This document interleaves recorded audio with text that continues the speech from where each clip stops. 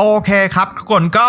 อย่างที่ผมทำคลิปไปตั้งแต่เมื่อวานแล้วเนาะก็เรื่องข้อมูลต่างๆที่เขาจะเผยมาเพิ่มเติมในวันเนี้ย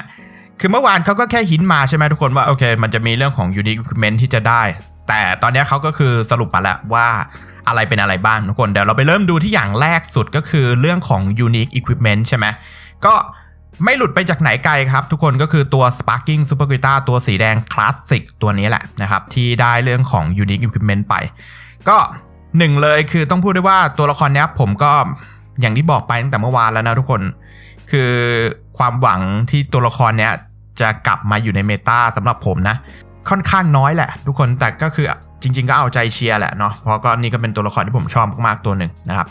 อยากให้ Unique Equipmentตัวนี้ออกมาแล้วสามารถทำให้ตัวนี้กลับมาในเมตาได้ทุกคนอันนี้คือคาดหวังอยู่นะแต่ก็พยายามจะเซตความคาดหวังไว้แหละนะทุกคนไม่อยากผิดหวังมากแต่นี่ก็คือสรุปแล้วนะครับก็คือมาพรุ่งนี้ดังนั้นเนี่ยตัวละครนี้คือจุดเด่นที่สุดก็คือตอนเนี้ยมีแค่เอาไปเล่นกับ Fusion Warrior นะทุกคนเพราะนี่คือตัวที่คือมันไปมูฟวี่ไม่ได้ที่ผมบอกไปมันน่าเสียดายนิดนึงแหละแต่ถ้าเล่นกับ Fusion Warrior มันก็ได้แค่เซตอัพเดียวนะจุดนี้นะครับทุกคนถ้าอยากจะแข่งขันกับตัวละครพาร์ท 3เพราะสิ่งหนึ่งแล้วที่ผมต้องพูดเลยก็คือ DBL จุดเนี้ยคือเขาเข้าสู่มันมีการดันตัวเลขขึ้นไปอีกระดับหนึ่งเนาะคือมันอารมณ์เหมือนเกมกาชาทุกเกมใช่ไหมทุกคนพอมาถึงจุดหนึ่งเนี่ยตัวละครหนึ่งเนี่ยจะโผล่มาแล้วตัวนั้นจะเป็นตัวกำหนดแบบมันจะอยู่คนละระดับกับตัวทั้งเกมซึ่งใน DBL เนี่ยไอจุดนั้นอะทุกคนไม่ใช่พาร์ท 1พาร์ท 2พาร์ท 1พาร์ท 2เนี่ยก็ดีกว่าช่วงตัวก่อนหน้าจริงใช่แต่ตัวที่เป็นตัวกำหนดมาตรฐานใหม่ของ DBL ก็คือตัวพาร์ท 3ซึ่งเราจะเห็นว่าตัวพาร์ท 3เนี่ยมันเก่งขึ้นไปโดดจากทุกตัวในเกมก่อนหน้าเลยโดดแบบพาร์ท 1พาร์ท 2ก็โดดนะโดดจากพาร์ท 1พาร์ท 2ไปเลยซึ่งการที่คือเขาเซตบรรทัดฐานอันเนี้ยขึ้นมาเนี่ยมันทำให้ตัวละครที่ออกจากหลังจากพาร์ท 3เนี่ยถ้ามันไม่ได้ตัวเลขระดับเดียวกันกับตัวพาร์ท 3ของ7 ปีเนี่ยบอกเลยว่ายังไงก็จะไม่มีประโยชน์กับเกมแน่นอนนะครับก็คือประเด็นของ Super Guitar เนี่ยทุกคนก็แน่นอนว่าตัวเลขตั้งต้นเนี่ยเข้าขั้นวิกฤตเลยแหละตัวสมัยใหม่เนี่ยมันจะมีเรื่องของดาเมจกับดาเมจการ์ดใช่ไหมก็คือตัวเลขที่จะทำดาเมจได้กับตัวเลขที่จะป้องกันดาเมจซึ่งตัวละครเก่าๆเนี่ยมันไม่ได้มีอะไรแบบนั้นใช่ไหมมันก็คือมันก็จะมีติดมาเล็กๆน้อยๆแหละอย่าง Super Guitar เนี่ยคือติดอยู่แค่เท่าไหร่ไงนี่ตอนนี้ถ้ามีเพื่อนตายต่อคนเนี่ยได้ 20% แล้วเนี่ยมีเข้าสนามได้อีก 50% อันนี้คือดาเมจนะแต่ตัวป้องกันเนี่ยอยู่แค่ 15% เท่านั้นทุกคนจะเห็นได้ว่าเนี่ย 50% โจมตี 50% ดาเมจ 50% กับแทงค์ 15% คือ แล้วตัว UL Plus 3 เท่าไหร่ทุกคนดาเมจ 300%แทงค์ 200% ทุกคนห่างกันเท่าไหร่ครับดาเมจห่างกัน 250% ส่วนรับดาเมจเนี่ยห่างกัน 285คือแบบทุกคนคิดว่าคือ equipment ชิ้นหนึ่งจะดันดาเมจไปได้ขนาดนี้ไหมนะครับจะดันตัวรับดาเมจการ์ดไปได้ขนาดนี้ไหมอันเนี้ยคือประเด็นที่ผมจะสื่อที่สุดละสำหรับตัวละครที่เก่าขนาดเนี้ย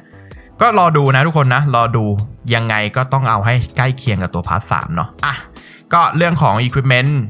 ของ Super Guitar ก็ประมาณนี้ทุกคนเดี๋ยวเรารอดูเต็มกันพรุ่งนี้เนาะว่าจะดีแค่ไหนส่วนเรื่องต่อมาก็ชัดเจนละนะครับทุกคนแคมเปญที่เขาจะประกาศก็คือ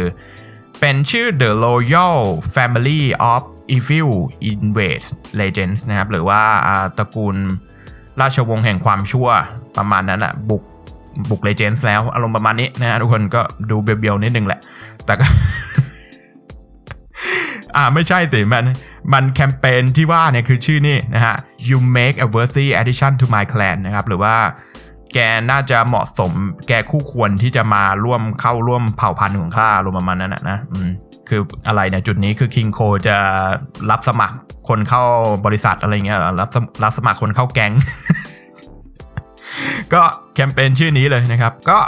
ไปดูกันนะครับทุกคนคือภาพมาเต็มแล้วเมื่อวานมันมาเป็นแค่เงาใช่ไหมตอนแรกผมนึกว่าตัวเนี้ยจะเป็น Metal Cooler เนาะทุกคนก็เลยโอ้โหพอคิดว่าเฮ้ยถ้ามาเป็น Metal Cooler อีกมันก็ดูจำเจเพราะว่ามันมีตัว Free to Play ไปแล้วใช่ไหมแต่นี่ก็คือเราจะได้ Free to Play ที่เป็น Cooler ร่างแรกเฉยๆเนาะก็อันนี้ก็น่าสนใจนะทุกคนนะเพราะว่ามันจะเปิดฉากตัว LF ตัวท้ายแคมเปญที่น่าสนใจขึ้นมาเพียบเลยเนาะพอเรารู้ว่ามันเป็นแค่ Cooler เฉยๆไม่ใช่ Metal Cooler เนี่ยเพราะอย่างที่ผมคุยไปเมื่อวานว่าคือ Metal Cooler เนี่ยมันถึงจุดที่จะต้องได้เรื่องของตัวละครระดับ LF แล้วหรือยังเพราะตัวนั้นยังไม่มีเลยใช่ไหม Cooler เนี่ยมันยังมีร่าง Final Form ใช่ไหมที่ได้เรื่องของ LF ไปแล้วก็คือตัวFinal Form Cooler สีแดงนะตัวนั้นอันนั้นก็ได้ไปเรียบร้อยละนะครับแต่ก็อาจจะไม่รู้จะได้เซ็นใครหรือเปล่าแต่เขาไม่ได้ประกาศเนาะแต่การที่ตัวละคร Cooler มาเป็น Free to Play เฉยเนี่ยก็น่าสนใจมากๆเนาะส่วนต่อมาก็จะเป็นแน่นอน Final Form Freezer นี่ผมเดาไม่ผิดหรอกนะก็ไม่มีทางเดาผิดอยู่แล้วทุกคนภาพมันชัดเจนมากๆก็ตัวนี้เก่งมากๆอยู่แล้วนะครับได้เซ็นใครไปนี่ก็คือเด็ดมากๆแล้วข้อดีก็คือแน่นอนตัวนี้เอาไปเล่นกับทีม Movies ได้ด้วยเนาะก็ในจุดนี้คือ Movie เนี่ยนะมันก็ไม่ใช่ทีมที่จะไม่ใช่เล่นอะไรได้ตอนนี้หรอกนะทุกคนนะ Movie ก็ค่อนข้างเงียบเหงาพอสมควรก็หลักๆก็เอาไปบูสต์เรื่องของนั่นแหละ Lineage of Evil นะบ้าน Freezer ต่อไปนะครับส่วนนี้ก็คืออาร์ตของ King Cole นะครับเห็นออกมาแล้วก็คือนี่ก็ตัว Sparking 1% ที่เราจะได้ในตู้ของตัวละคร LF ตัวไหนก็ตามที่จะมาในแคมเปญนี้แหละนะก็อันนี้ก็คือมาวันที่13ซึ่งก็แปลว่าพุธหน้าเนี่ยทุกคนก็จะถึงข่าวถึงเวลาอันควรที่ตัวละคร LF ใหม่จะมาน่าสนใจมากๆเนาะทุกคนเนาะว่าจะเป็นตัวอะไรนี่ก็คือรูปเต็มๆเนาะที่เป็นการเปิดฉากแคมเปญโดยเน้นว่า King Cole เป็นหลักเลยเนาะก็ ประเด็นคือเราต้องเอาใจ King Cole เพื่อที่เขาจะรับเราเข้าแก๊งอย่างนี้นะฮะก็สิ่งที่สำคัญที่สุดที่เรียกได้ว่าเราได้ข้อมูลพิเศษมาเพิ่มจากเดิมที่ผมต้องพูดก็คือเรื่องของ Cooler เนาะที่เราได้เป็น Free to Play Cooler คือมันค่อนข้างเพิ่มความเป็นไปได้ใหม่ๆเนาะคือแน่นอน Freezer เนี่ยผมว่าคงไม่ใช่ตัว LF ที่จะมาหรอกเพราะว่ามันเกลื่อกันไปหน่อยแล้วมันเราได้ UL ไปแล้วแล้วเขาปูทางมาเป็นบ้าน Freezer อย่างเงี้ยผมว่ามันน่าจะเป็นตัวอื่นนอกเหนือจาก Freezer ดังนั้นพอเราพูดถึงตัวอื่นนอกเหนือจาก Freezer เนี่ยก็ต้องเป็นพี่ชายของเขานะคนหนึ่งแน่ๆที่สำคัญมากๆก็คือ Cooler ซึ่ง Cooler ในจุดเนี้ยเราไปดูกันนะฮะ Cooler ตอนนี้เรามีตัวละครที่เป็นโอ้โหคือแบบเพียบนะได้มาหลายตัวมากๆแล้ว Cooler ธรรมดาร่างธรรมดาร่าง Final Form เนี่ยมาครบละ Metal Cooler ก็มาหลายตัวมากๆแล้วแต่สิ่งหนึ่งที่เราขาดเนี่ยก็คือเรื่องของตัวพรีเมียมเนาะตัวละคร Cooler ที่เป็นระดับพรีเมียมซึ่งในจุดนี้มีแค่ตัวเดียวก็คือ Final Form Cooler ที่เป็น LF ตัวนี้นะครับดังนั้นเนี่ยผมคิดว่าตัวไหนจะคู่ควรที่จะได้เรื่องของตัวละครพรีเมียมเพิ่มในแคมเปญเนี้ยก็คงหนีไม่พ้น Cooler นะครับแต่พอเรามาดูกันตรงๆเนี่ยการที่จะออก Final Form Cooler อีกทีเนี่ยมันก็คงจะจำเจเกินไปเนาะแล้วก็นานๆทีจะออกมาทั้งทีเนี่ยควรจะเลือกร่างที่ไม่ซ้ำกับตัวที่มีอยู่แล้วไหมนะครับเพราะมันไม่ใช่ตัวละครแบบพวกโกคูอะไรพวกนี้ที่ออกซ้ำบ่อยๆเนาะถ้าตัวละครร้ายแบบโอ้โหออกห่างกันนานๆทีขนาดนี้แล้วยังออกตัวเดิมซ้ำอีกมันก็น่าเสียดายเนาะมันก็คือเสียโอกาสที่จะเพิ่มตัวละครใหม่ๆไปเนาะดังนั้นผมเลยคิดว่ามันมีความเป็นไปได้อยู่แค่ไม่กี่ร่างเนาะหนึ่งเลยคือร่างคูลเลอร์ร่างแรกเนี่ยก็อาจจะพูดยากนิดนึงเพราะว่ามันจะได้ตัวฟิลูเพใช่ไหมอย่างที่เราเห็นแต่ว่ามันก็ไม่ได้ปิดฉากโดยสมบูรณ์หรอกนะผมคิดว่ามันก็ยังเล่นได้แหละแต่เล่นในกรณีที่ว่าเริ่มตั้งต้นจากคูลเลอร์แล้วมีเมคานิกทรานส์ฟอร์มแปลงร่างเป็นไฟนอลฟอร์มอันนี้ก็น่าสนใจเนาะทุกคนเนาะก็เป็นอีกจุดหนึ่งที่สามารถเล่นได้แหละนะครับแต่ว่าถ้าถามผมว่า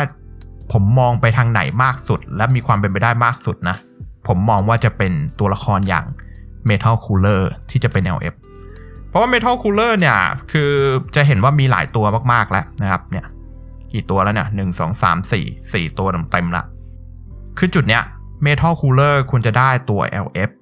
ได้แล้วนะครับและ Metal Cooler เนี่ยเท่นะทุกคนมีท่าดีๆท่าเท่ๆเยอะเลยยิงท่าเดดบีมปิ้วๆนะเหมือนของ เหมือนของฟิสเตอร์ก็ทำได้นะทุกคนก็คือจริงผมก็แอบเชียร์นะว่าถ้าเป็นใครอ่ะให้เป็นคูลเลอร์เลยทุกคนมันจะแบบ ผมว่ามันจะสร้างสีสันให้เกมได้เยอะมากเนาะเพราะคูลเลอร์เนี่ยก็เป็นตัวละครเมทัลคูลเลอร์เนี่ยเป็นตัวละครที่หลายคนชอบเนาะแล้วก็เป็นเป็นตัวที่ออกแบบมาเท่ตัวหนึ่งเลยแหละนะผมว่าคือทำได้ในจุดนี้แต่ถามว่านอกเหนือจากเมทัลคูลเลอร์ที่ผมเชียร์ที่สุดแล้วเนี่ยในบ้านของฟิเซอร์เนี่ยมันเป็นใครได้อีกทุกคนก็มีอีกตัวหนึ่งที่ผมคิดว่ามันน่าสนใจมากๆเนาะแล้วก็เป็นตัวละครที่ดกคังทำไปแล้วมันจะเรียกได้ว่าเป็นตัวเกมออริจินอลก็ได้นะทุกคนก็คือ Final Form Cooler กับ Freezer เนาะทุกคนตัวที่ผมใช้เป็นหน้าปกของคลิปที่แล้วเนาะเนี่ยคู่เนี้ยทุกคนคือมันเท่มากๆนะครับการที่ได้ตัว Freezer กับ Final Form Cooler มายืนด้วยกันเนี่ย Final Form Freezer กับ Final Form Cooler เนี่ยโอ้โหอันนี้คือพีคนะถ้ามาเป็นคู่นี้จริงๆผมว่าคือแบบโอ้โหแฟนๆตัวร้ายชาวบ้านฟิเซอร์นี่คือกรี๊ดแตกแน่นอน มันต้องไฮป์สุดๆแน่นอนนะครับนั่นก็คือตัวละครคร่าวๆแล้วกันเนาะที่ผมคาดเดาไว้เดี๋ยวก่อนที่มันใกล้ๆวันอีกทีเดี๋ยวเรามาคุยกันอีกรอบแล้วกันว่าความเป็นไปได้มันจะมีอะไรเพิ่มเติมบ้างเนาะทุกคนก็สำหรับวันนี้ก็คงจะประมาณนี้นะทุกคนนะก็เป็นข่าวดีสุดๆสำหรับใครที่ชอบเล่นทีมตัวร้ายนะทุกคนนะยินดีด้วยนะครับทุกคนตัวร้ายมาเป็นชุดใหญ่เลยส่วนผมก็ถ้าให้พูดตรงๆก็คือก็แอบเซ็งนิดนึงแหละนะที่การที่ว่า UL Fisher มันจะเขาเรียกว่าอะไรกราฟพุ่งขึ้นไปอีก นะก็ประมาณนี้แล้วกันนะครับทุกคนก็ใครที่ดูชอบอย่าลืมกดไลค์กดติดตามนะครับแล้วเจอกันใหม่คลิปไปครับผมเจอกันครับ